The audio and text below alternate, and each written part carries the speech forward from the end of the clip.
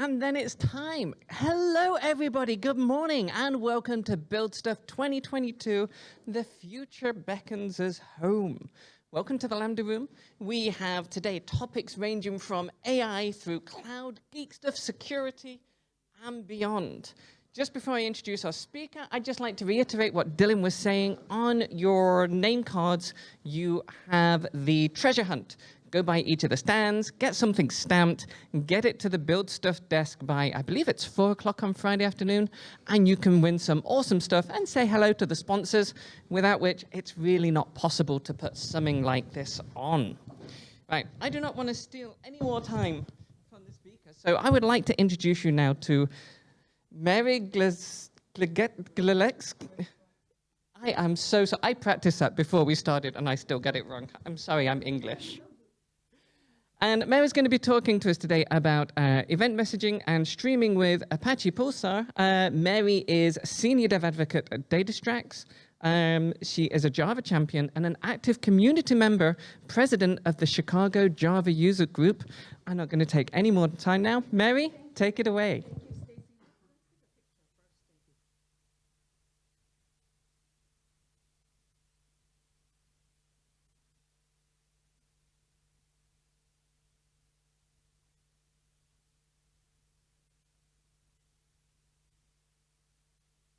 Can you hear me? Hello? Hello? Seems like the thing needs to be. Hello? Testing. Okay, now you can hear. Thank you. Thank you for setting up everything for me. So thank you. And thank you, Stacy, for the introduction.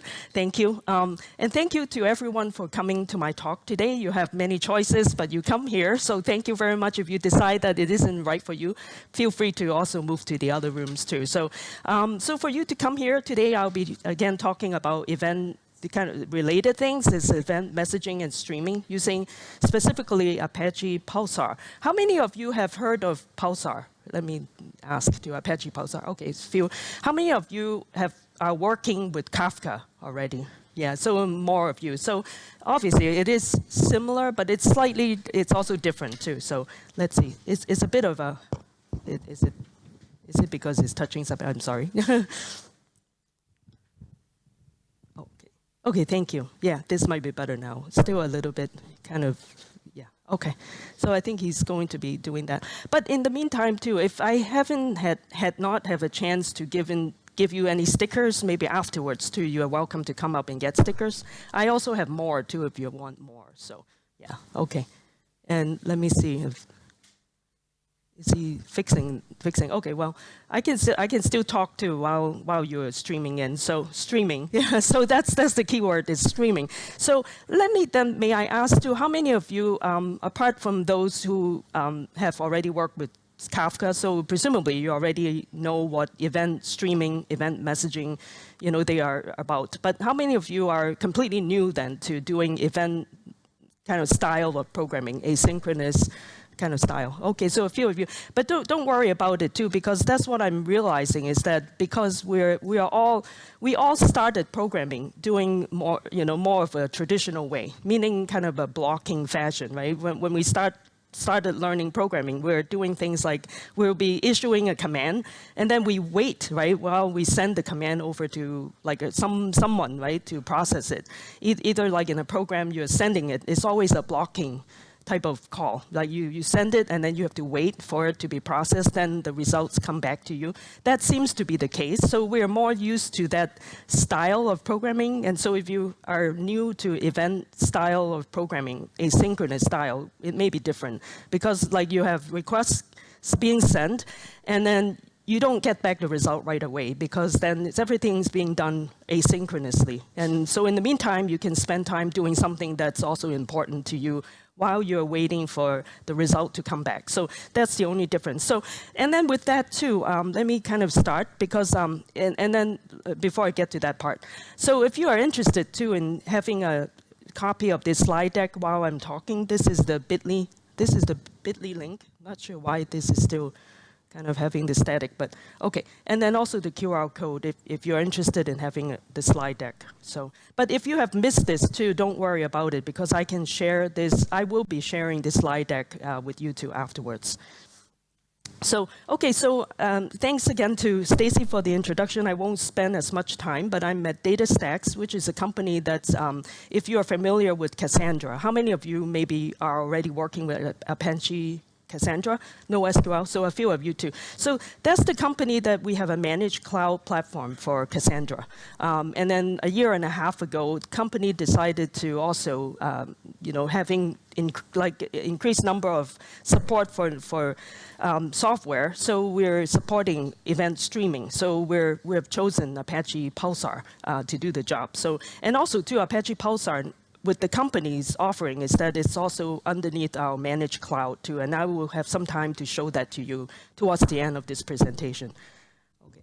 And so I'm based in Chicago, so if you're interested in joining any of our Chicago Java Users Group meetup, you're welcome to, although the time usually might be very late for you, but sometimes we do like lunch hour meetup, then you are welcome to join us as well. Or you can look up, our recordings too on our YouTube channel. So that's that. And then myself too, before this, I was a development engineer for over 20 years from the East Coast of the US in Boston area and then to San Francisco area.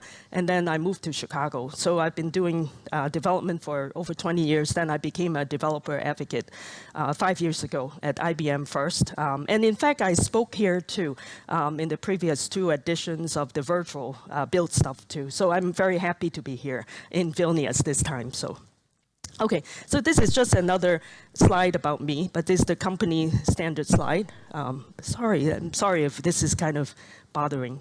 I try to not move too much so it won't be so disturbing. Okay, so this is the agenda for today. I just want to make sure that we are all starting on the same page. So I want to spend a couple minutes to talking more about, computing events, a bit more of conceptual understanding first. So bear with me if you're already familiar with it, but for those of you who are new to this, so I hope to give you a bit of an introduction here, more like a gentle introduction to event streaming. So all of these terminology and also event processing, the semantics, basically it pops up and also queuing. Yeah, so, okay, all right, and also, too, is that how can event streaming improve your systems, right? That's the goal, is that why do we want to do event streaming? And then I'll get into Apache Pulsar, and then also showing you a quick demo, too, of the managed cloud platform that DataStax has, to support Pulsar. Okay, so I'll start then with the many facets of computing events. So let me start with something more basic first. It's like event, right? Going back to the atomic level. What is an event, right? What are we trying to achieve? So we get this understanding of the fact that event, when I look up the dictionary, so Merriam-Webster.com, the first definition, basically event can be applied to not just computing events. It can be any events. It can be a sporting event, music event. And because too is that I decided to do this definition because it can mean, many things, different things to anyone too. So it is true, we're dealing with events, but in the context of computing, right, this is something that just occurs. So what is this event, right, in the computing world? So basically from the theory of relativity over here, so it's a fundamental entity of observed physical reality represented by a point. So you have to think of event, if you think of it, it's really like a 4 dimensions kind of thing. So the 3-dimensional of space, x, y, z coordinate, right? And the component or another dimension to it would be the time dimension. So that's very interesting too, because if you think of it, right, life is also an event, right? We're doing things, and at any given point in time, we have a change. We're getting older, right? It can't go back in time. So when you think of computing events too, it's kind of the same thing. An event occurs and is immutable.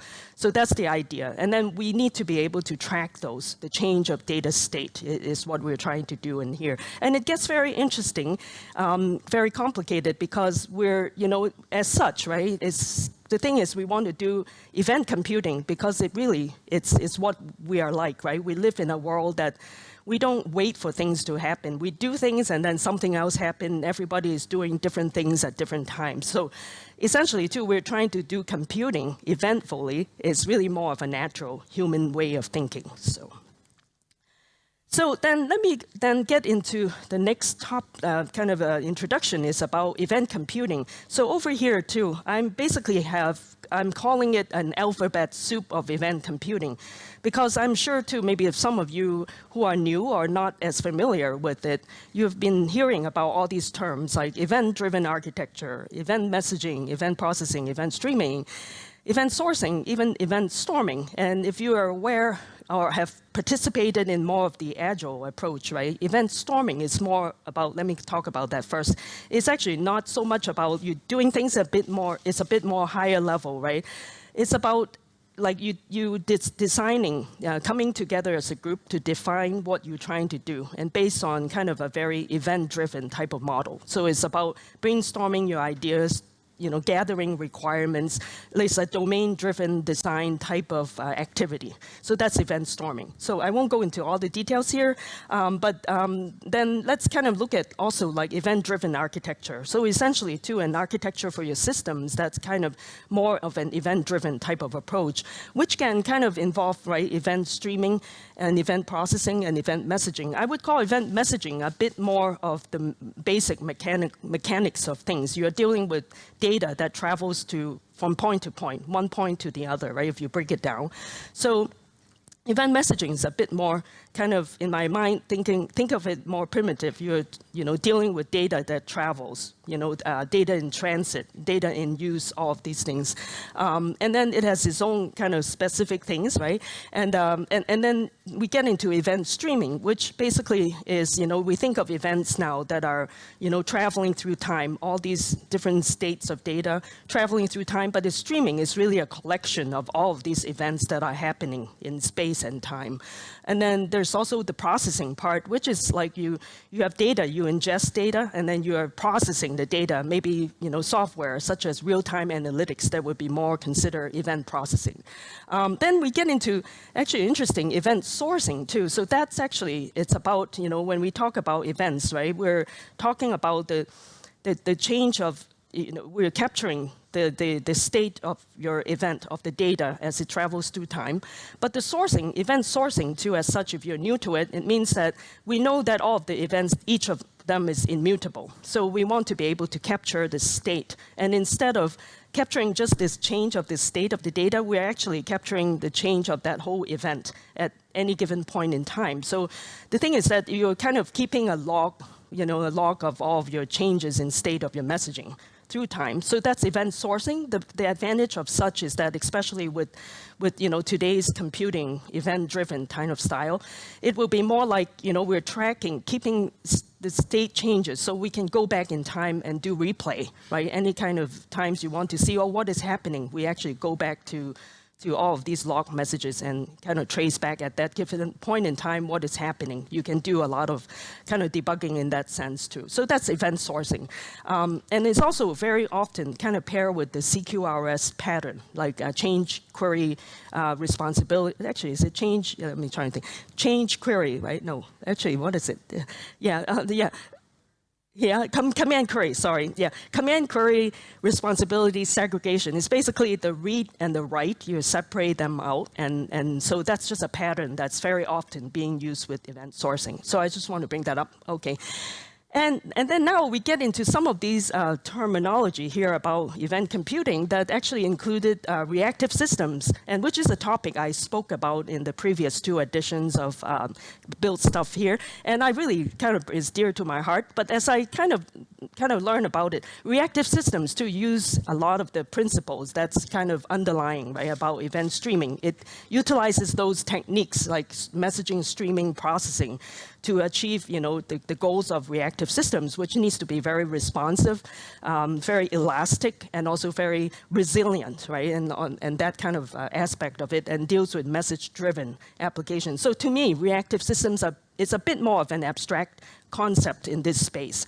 And then, of course, too, there's serverless apps, right? We all kind of have heard about serverless apps now, especially in the cloud-native time that we live in. So serverless apps are naturally kind of taking on this event-driven type of approach because we're kind of working with microservices over here. It can be stateless or stateful microservices. So microservices by nature too are bite-sized small services, right? They all kind of communicate communicate with one another. And they're kind of, in a very deployment-wise, it's more of a serverless type of approach. So naturally, too, it takes on more of an event-driven type of approach. So that's why I kind of call this the event computing, kind of alphabet soup, all of these things thrown together. But the center piece of it is we're dealing with all of the data that's changing. It is what it is. So I hope it's okay giving you a kind of basic kind of understanding of the universe, right? At least how I understand it. So because I was finding it so confusing, what is this and that? So I wanted to clarify that. So, okay, so now then, let's get into today's the theme, right? We're talking about event streaming and processing. So again, right, event is referring to each data point in the system. And then the stream is basically referring to an ongoing delivery of these events, right? It can be happening at different times. You think of them as a straight line, but it's never a straight line. It's different lines that are all mangled together. That's really streaming.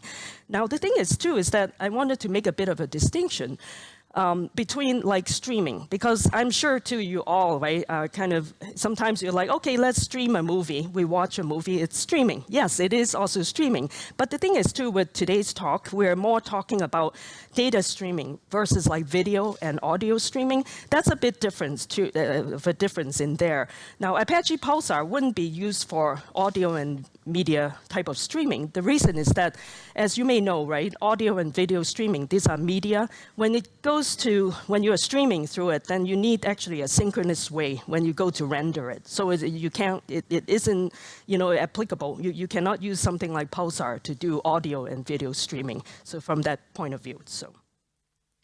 Okay, so then let me bring it up another term about event processing, complex event processing. So as the word implies, right, it is a bit more complex and not just a bit. So basically, complex event processing kind of goes beyond just the streaming and the pure kind of processing part. It's more like, we're describing a set of techniques. The technique will be to capture the data first and then analyze these streams. That includes some analysis to it. And the idea is that because you're taking the event-driven type of approach, so the data comes in very real-time fashion without saving it to disk too. You can actually immediately do processing analysis on it. So that's the idea. So example, right, of complex event processing, as such, we're already living in a world that uses that, such as like fraud detection system on your bank account, right? So we all want to make sure that our bank accounts are safe. Nobody comes in and steal data and all of these things. So we have software that monitors any change of state of data that's unusual, that's suspicious. So that's kind of a form of, or kind of software that would be utilizing event streaming, event processing type of approach to do. The idea is, again, we want the applications to respond to events in real time, and also any kind of trends, not just for fraud detection, but it can be for your shopping experience. You can have machine learning algorithms that are immediately learning the data as they come in and being able to make recommendations as you are going through shopping. You could be shopping for a car, and then you're like, okay, I want just a Honda. They may be suggesting, why don't you get a Tesla or something, right? It's kind of like that, so kind of recommendation thing. So yeah, that's the idea of complex event processing. Okay, and then now get back into event-driven versus message-driven messaging. And this interpretation, too, as such, I took it from Lightband, right, the company that makes Akka, or Dr. Martin Odersky, the inventor of Scala, that company, right? So they define, this is interesting, too. If you think of event-driven and message-driven messaging, they sound similar, but there's subtle differences in here. Event-driven is basically dealing with we're dealing with messaging, sending from the sender to the receiver, like two persons or two entities. But event-driven is more about one-to-many. You can have, one publisher. Very much, too, we're kind of describing it like pub-sub type of approach. You have one publisher, and then you're emitting a lot of messages.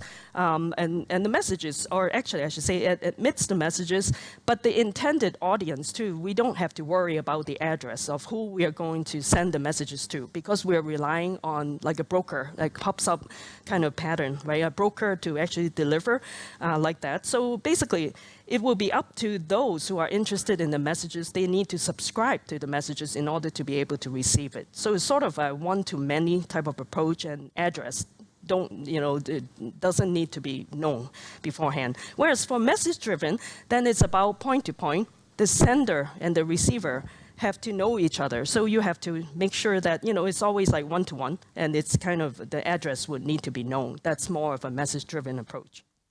Okay, so now then let's take a look, right? We're talking about event-driven approach, and so what would be, what would we use if we don't have event-driven approach? Now, the thing is that things won't be real-time, but I think we may be kind of more familiar with too is that nowadays, right, in a lot of especially big companies, enterprise companies, we also have batch jobs. So the idea of batch jobs is that if, like basically any changes you're being captured during the day, and then you don't process it yet. It's basically you batch them all up, and then they are all kind of together will be processed at another point in time. And when the systems are like less busy, then you want to do batch processing, and that's the idea. Okay, sorry, it's kind of really disturbing, this thing. So so that's about batch processing. Oh yeah, sure, that might be better. Sorry, because this is sorry. That's true. I'm not sure like why this is. Thank you so much. Yeah. Okay. Let me just turn it off. Okay. Hello. Okay. Thank you. Oh, this part is better too. So okay. So now we talk about the event approach. If we don't use that, then it will be batch processing. So batch as such, right? We're batching everything together, and basically this won't take time, valuable time out of your day when you need to do things that are require more immediate attention to it. So batches, for example, in a company you have employee systems, right? Like more systems of record. You have changes that you want to gather from your employees. If they have change of address, change of phone numbers, all of these things are gathered at the end of the day, or any point in time of the day when it's less busy, then you want to do batch processing. So that's batch processing if you don't want to use event kind of approach. So just to understand that is that event-driven approach, right? Event approach is not for every occasion. You want to make sure you use the right tool, right approach for the right job, is the idea. Okay, so now then let's get a bit into the event messaging semantics and patterns. So there are essentially two kind of semantics, right? One is about pub/sub. Very often too, we kind of relate event streaming, like basically is referring to the pub/sub approach. As such, pub/sub stands for publisher and subscriber, right? So it's essentially involving the sender, the publisher that will publish the messages, and will be up to those who are interested in the messages. You need to subscribe to the messages. So that involves a broker in the middle. It's much like, if you think of the broker is like the postmaster in a post office. You need to send a bunch of, let's say you need to send some postcards to whoever would be interested in it. Then you would tell the broker, your postmaster, and said, okay, I don't know who will be receiving it, but I have a bunch of messages, and I want to label these messages and call it like a topic, or call it like a channel. So if you're familiar, right, with Kafka, and that's what it's being named as, is a topic, then it's up to the subscribers. If you're interested in messages, you need to select or kind of subscribe to that topic, right? And some kind of software libraries, such as like Eclipse Microprofile, they call it channel, but it's the same idea. It's channel topic is essentially telling it how to route the messages. So, okay, so then on the receiving side would be the subscriber. So if you're interested in receiving the data, you would need to subscribe to that topic in order to receive it, that topic or the channel. And then there's also then message queuing. So queuing is really, it's also a form of asynchronous kind of services, but the difference is that it's point to point. So and as such too, is that once the messages gets into the queue, and it gets queued up, so when it gets picked up, then the messages will be gone. So that's the differences. And in this case too, each message is only processed only once in this case.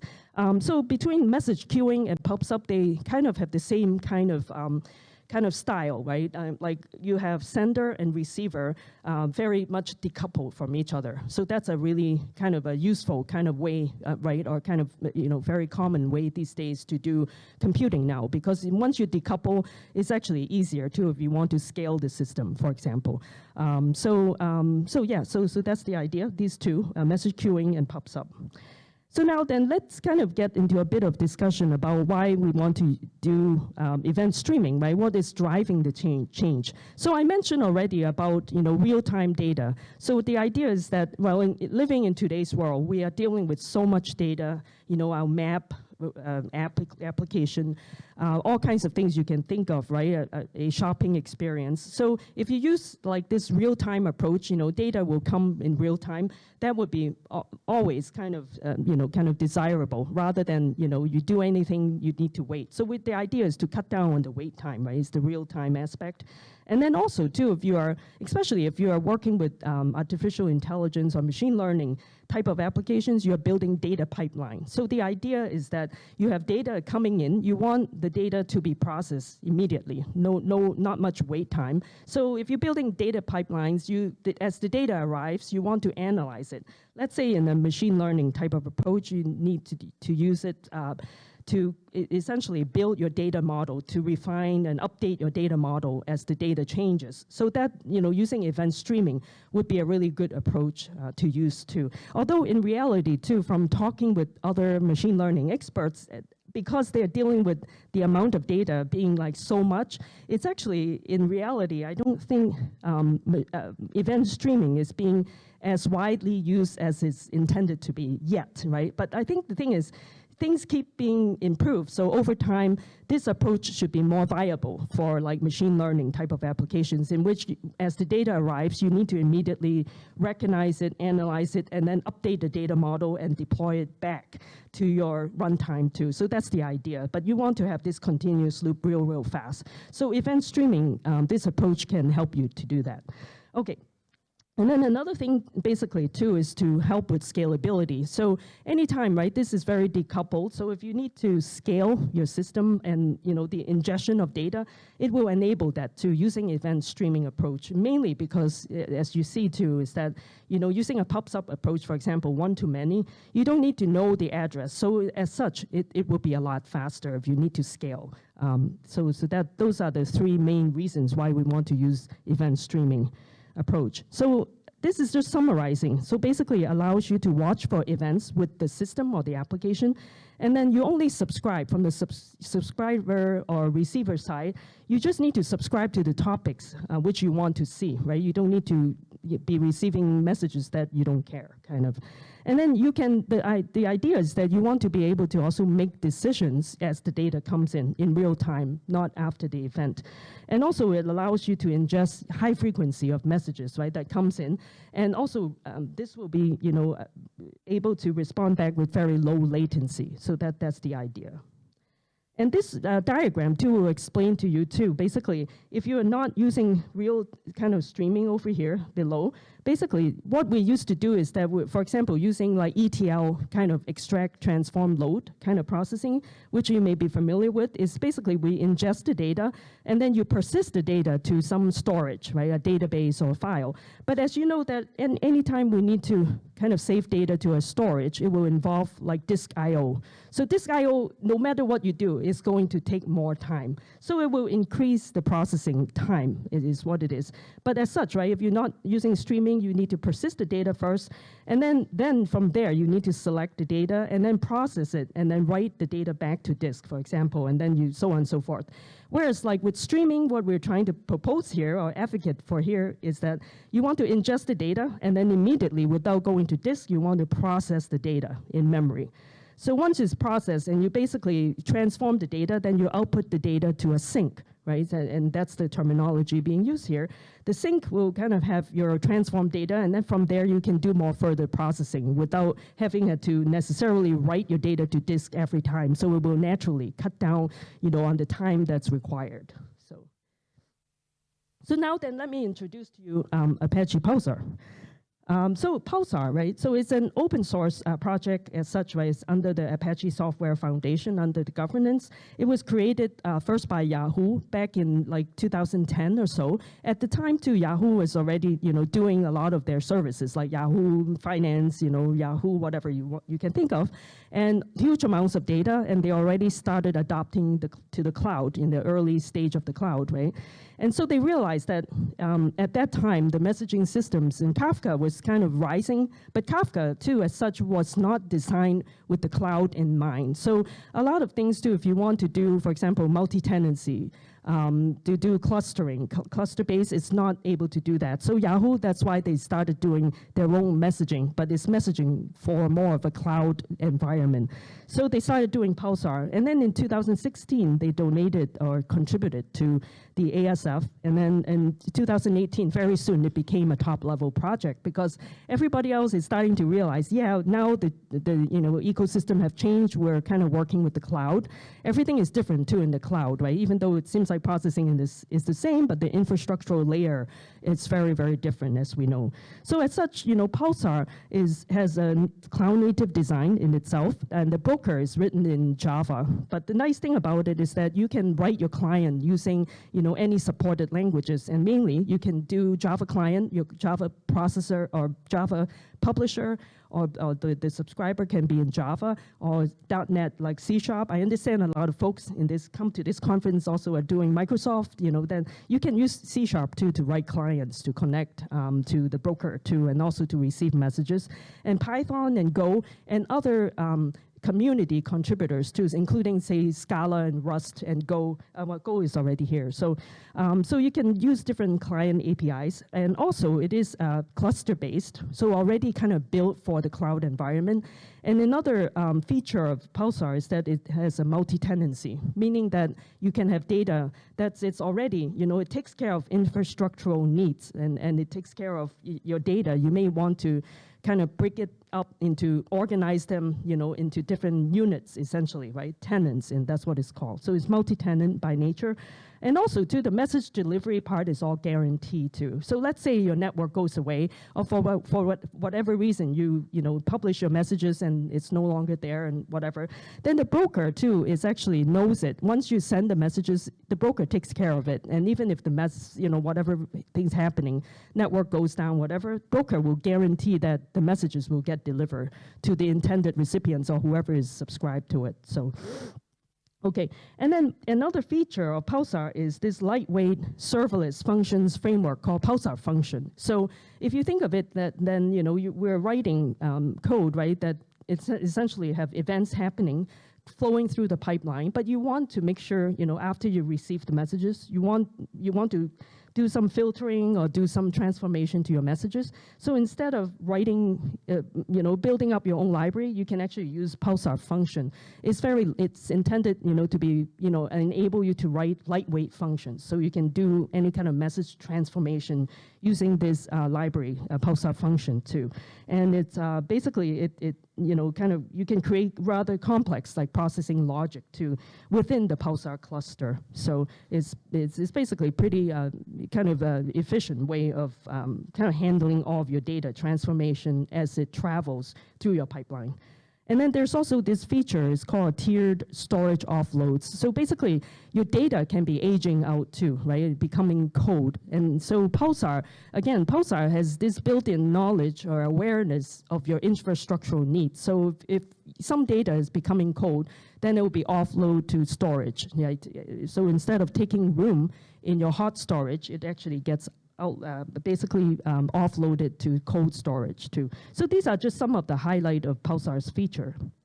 And just a real quick thing about what is Apache Pulsar. So over here, just want to share a couple of graphs in here is indicating, the number of GitHub stars are kept rising, and also number of contributors also kept rising, and then also the monthly active contributors is actually surpassing that of Kafka at this point. So. And who else is using Pulsar? So these are just a handful of companies' example. It is still a somewhat newer framework that hasn't been as widely deployed and installed yet, but it is actually becoming quite an important framework and platform for doing event streaming on the cloud. So as you can see, that includes Yahoo and Comcast and the other ones. So sorry, over here. So. And then also, too, wanted to talk about pulsars being different, right? So these are actually, just for the sake of time, I won't go through a lot of these, but I wanted to point out Pulsar, too. When you kind of use Pulsar, it has already the broker, again, is running in Java. But the thing is, for you to write code will be you need to write your producer code, right? That you can write in any supported languages, including Java, .NET, JavaScript, Go, and Python. And likewise, too, consumer, too. You need to read the messages and receive the messages, right? And producer, consumer, you can write in different languages. And the broker itself is quite a core piece of kind of entity within this framework, right? The broker is stateless Java process that handles incoming messages and message dispatching and all of these other things, right? And basically, too, it interacts also with the bookkeeper. Anytime we're dealing with messaging systems, too, as such of you already using Kafka, you know all of these messages, they don't just get thrown away, but essentially, too, you are keeping track of all of your log messaging, and as such, too, is a very distributed way of handling all of the messaging. So Pulsar decided, okay, I'm not going to handle all of these huge volumes of log messages. Is kind of a mess too. Is think of you have a big house. You don't want to do all the cleaning, right? All the stuff in your house, and you want to delegate. You want to hire somebody to do the work for you. So likewise, it's the same thing. Like for example, like your log messages. So instead of Pulsar worrying about all of your log messaging, it delegates to Apache Bookkeeper, another library, right? It's an Apache library. Bookkeeper is the one that handles persistent message stores, and it handles all of the write and read too, and it's very fast too. So anytime you're doing log messages to bookkeepers and using an append approach, so it's pretty fast write and also fast read too, and it guarantees message integrity. And then also too, Pulsar still utilizes Zookeeper for helping with managing the cluster, all of the coordination of tasks between the different Pulsar clusters. So that's Pulsar components. And here too, this actually is talking about the traditional multi-node architecture that Pulsar takes on. As such, right, as you can see in here, is the broker, by nature too, is that, or actually by default, Pulsar has one broker, but of course you can actually have multiple brokers too. And even too with the topics too, you can partition the topics off to be handled by multiple brokers. The idea of such is you want to basically spread the load and increase throughput. So that's the idea. So as such too, because of the way of how Pulsar is being designed, right? So everything is very loosely coupled, and you can have partition topics, all of these things. So as you may be aware, right, in a cloud environment especially, the infrastructure can be complicated. What if you make some changes to your cluster? You're adding another node or adding a servers, all of these things. And what to do with all of your topics is already on certain nodes and machines and all of these things. So Pulsar is smart enough to know, and it will rebalance all of your topics. When a new node comes in, it knows how to rebalance all of these things. So think of it that way, is that as a developer, you are less kind of burdened by having to worry about managing your infrastructure as it changes in the background. So just think of Pulsar kind of being infrastructure aware, so then you are less having to concern to deal with load balancing, all that stuff. So, and I'm not sure if some of you might have worked with app servers, such as, for example, I worked with WebLogic before. I remember too, right, in the old days, if you need to do cluster load balancing, you have to do everything yourself. It's actually quite, a lot of stuff when you have to worry about your business logic, and at the same time, you have to handle infrastructure. But think of Pulsar as being able to handle some of these infrastructural concern for you, and especially in the cloud. So that's the idea. Okay, so this one too, I just wanted to point out the Pulsar's multi-node architecture. It has this bookkeeper, the bookie. So over here, as you can see, the diagram is showing you Bookkeeper has this concept of separate units of bookie handling all of your log messages, and they segment it off too. So that's the high-level idea in here. So it's very scalable, and it supports this wall-based fault tolerance and low latency kind of storage kind of service. Wall, it means write-ahead logging type of specification too.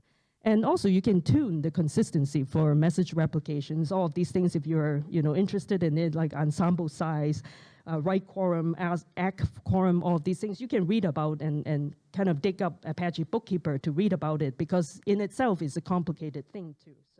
So if you're interested, you can look up those specific things about Bookkeeper. Okay, so just to summarize, right, Apache solves the problem of bolt-on. So let's say you are already using, some Java. How many of you are actually using Java at this point in your production system? Oh, okay, so great. So quite a number of you. So that's cool. I just want to make sure. Because then maybe some of you may still be using JMS, right, Java messaging systems. So these are older, or using Kafka, RabbitMQ, right? So let's say if you already have that running on-prem and you want to start using Pulsar, you actually don't need to throw away anything. You can basically, as this diagram is showing you, it's kind of a bolt-on thing because of the pub-sub nature, the streaming, all of these. You can actually bolt on and have Pulsar kind of runs alongside with the rest of your system too. And think of it more like as the next generation of enterprise messaging is very unified solution for pub-sub, for queuing, for streaming, and for message like transformation, like using Pulsar function, for example. And then also too, wanted to highlight out-of-the-box capabilities. You can basically run it in the cloud or on-prem or hybrid too. And also it has a feature called geo-replication, which I'll go over in a second, and then multi-region support, data lake integration, and much, much more. And as such, the project is still being actively being built, and you can contribute to it too if you're interested in it too, since it is open source. So. Okay, so these are just some, I just want to highlight the differentiator, right? So number one is basically separation between compute and storage. And as such, I mentioned about basically the storage part is handled by Apache Bookkeeper. So then Pulsar doesn't have to worry about managing all of the messages kind of thing. It has Bookkeeper handles it. And it's the broker that's kind of communicating with the Bookkeeper instance to during the, the operation, the runtime. And over here, as you can see, this diagram kind of shows you, right? You have all these multi-broker system topics can be partitioned. And it deals with all of the segments of all of these messages as such, is being handled by Bookkeeper in here. So as such, it's kind of nice because if it gets to like scalability, if you need to add another cluster, it's basically the Bookkeeper will handle all of the, you need to rebalance everything. They can be independently scalable. So then it doesn't drag down, so to speak, Pulsar to have to worry about the log messages part. So. And the second thing about key differentiator about Pulsar is it being, supporting native geo-replication. So as such, right, you can have data centers in different parts of the world and different geo regions, right? And as such, too, you can do active, passive, all of these replication.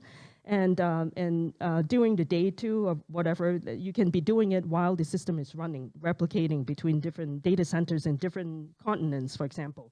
The nice thing about it too is that it also supports like selective message replications, meaning that there might be certain data. Here in Europe, you have GDPR kind of data that you do not want to replicate it everywhere else, right? Things like that. So by nature too is that Pulsar already has that built in, so you can do selective message replication. So it makes your job a lot easier. All of these infrastructural concern.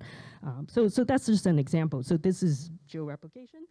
And then there's also the concept of multi-tenancy. As I mentioned, right, you have messages that comes in, but by nature, too, by default, too, you can actually leverage on the multi-tenancy in Pulsar. So, for example, over here, you can have a cluster, and then you can essentially organize your data around different tenants.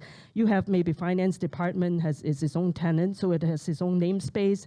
Different topics that are not exposed to other tenants that they don't need to know. For example, marketing department, you don't want to know anything about finance department, for example. It's all like securely managed within its own tenant too. So that's the multi-tenancy in a nutshell. And then also, too, one more thing is the very flexible message processing model. And this time, then, we talk about on the subscribing client side. So there are 4 modes, essentially. You can have, by default, it's an exclusive mode. So you're kind of turning Pulsar into sort of a message queuing kind of capability mechanism, because then you can have producing the messages to the topic, and you have one subscriber. It turns into point-to-point. It's much like message queuing, right, in that case. So only one consumer is in that subscription. Now, the thing is that you can also use the failover subscription. In this case, it would be like multiple consumers, but with only one primary. So that will be the one receiving the messages. But if the primary goes away, then you can have another one from among your subscribers to be picked as the primary takeover primary subscriber. And then there's also this another one is shared subscription. This one will allow you a subscription to contain multiple subscribers, more than just one. And then also, but the thing is with this shared mode is that messages don't get delivered in the right order as they comes in. So it doesn't guarantee a message order delivery. If you need message order, if that's important, right, then you want to use key shared because it also keeps track of the key per messages too. So it guarantees messages gets delivered in the order as it received to. So these are the 4 modes. Okay, so for me, I think, let me hurry up, and basically a couple of features with Apache Pulsar. So when I talk about data pipeline, right, it's like data flowing through a pipeline in here. As you can see, it's data, think of it like water flowing through the pipeline. And then basically Pulsar is there. You do message transformation, everything you need. And when it's ready, the data will be dumped to a sink. You know, the sink is where you collect it. The idea is, as such is that you can have you can build different data pipelines that are all linked together. So a sink can become, you know, the input to another data pipeline too. So, you know, the idea is that you can connect different data pipelines together so your workflow can be kind of, you know, traveling through different pipelines too, so to speak. So. Okay, so here, Pulsar functions, right? And I already talked about it, and this is just a quick diagram about it. It's very lightweight, and it's like function as a service. It's basically inspired by AWS Lambda, Google Function, like that. And currently is Java, Python, and Go. And .NET, I believe it will be supported pretty soon too, so. And then there's also this feature called Pulsar Schema. So anytime, right, when you do any kind of message sending, right, over the wire, you need to flatten deserialize or serializing your structure. And then on the receiving side, you need to deserialize, right, and basically rebuild your flattened structure back into your data structure. Now, the thing is that if you don't use Pulsar, something like Pulsar Schema, then you have to do the serialization and deserialization yourself. And also, you have to transform your data into byte arrays too. So it's a bit kind of dealing with these low-level stuff, but you can actually leverage on Pulsar Schema because it's as such, right? You can basically use it and build your schema registry. So if your data structure changes over time, it will also track it for you. And the schema type includes like primitive data type, key value pair, avro, JSON, and protobuf too. So that's a convenience kind of feature for you. And then also this one feature that I want to talk about is Pulsar I/O. So and as such, we're building data pipeline. You have your source and then source connector. It can be like some database or anything, right, that can be input to your system, and then Pulsar will do all this stuff, and then transformation. When it's transformed and it gets dumped to another sync connector. Now the thing is, they're already pre-configured sync, right, and pre-configured source, such as like Kafka sync, it's already available, or like some database Java JDBC sync. But the thing is, if you don't find anything already pre-configured, you can actually write your own connector too. So either the source connector or sync connector using Pulsar I/O. So that's a feature that comes with Pulsar too. Now there are also other features too, but I won't have time to go over. But I do want to really quickly just point out, share with you too. From DataStax, a company I work for, we have Astra. This platform is a managed cloud platform. Currently too, we're offering $25 US per month for you to use too, and it's pretty sufficient if you're doing like personal projects, that type of stuff. So managed Pulsar is Astra streaming, and we also have Cassandra too, also on the cloud. So if once you sign up for that account, you can actually build things and try out Cassandra on managed Astra cloud platform, or over here too, if you're using Pulsar, you can use Astra streaming. They are all, once you log on, it's the same platform. And then if you want to launch Pulsar onto your own cloud, right, you can use Luna streaming, this other thing, Luna streaming. And then if you want to go all open source, you can also do that too. So there are kind of 3 flavors if you think of it like that. And here too, just a quick note is that, Pulsar is as the messaging substrate. So basically, you can use Pulsar natively, or you can also use DataStax. We have Starlight API. If you want to connect it to RabbitMQ or Kafka or JMS, you can use our Starlight API layer to connect to Pulsar. And then these are just a quick summary between Astra Streaming and Luna Streaming. So Astra is the managed cloud, but currently you can get $25 credit for free and $300 per year for free. And then also Luna Streaming, you host it yourself, but you can also purchase our enterprise support. And okay, so doesn't look like I have time for, that's right, for the demo, but this is just a quick demo. But again, if you would like my slide, I would be very happy to share. And also, too, just wanted to share with you the resources, right? I've kind of gone over a lot of things. If you're interested in the Pulsar and Bookkeeper and Zookeeper sites, these are on the Apache website. And then also this one here in the middle, Astra database, is the one that you can go there and sign up for free usage credit, too. And then they're also on DataStax. We have different Astra streaming, Luna streaming, and also another change data capture, and many other resources too about our Astra database support too. Okay, and here too, if you want Astra DB with streaming, if you want additional $200 in credit, you can also use this link and then use that coupon code. And also, we have on Pulsar, 5 minutes about Pulsar on our YouTube channel, DataStax Developers. So please kind of look up those, and they are easy, digestible size, bite-sized kind of video clips.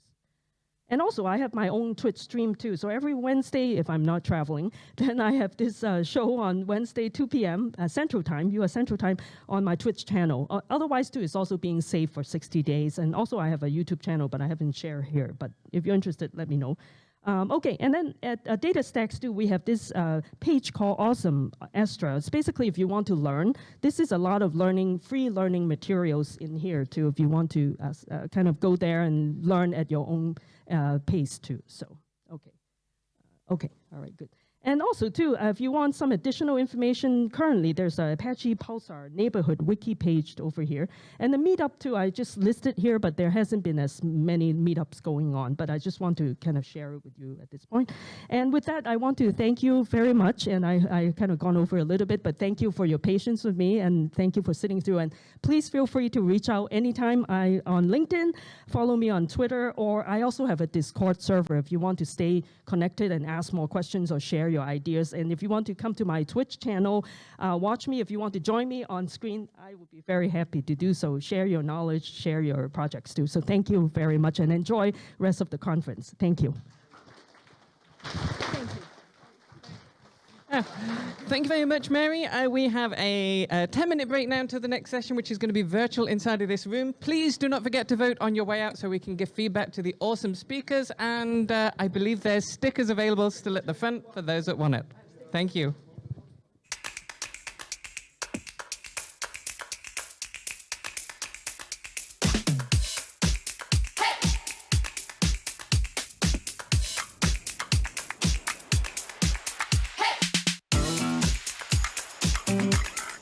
I'm saving the coral reefs using underwater AI.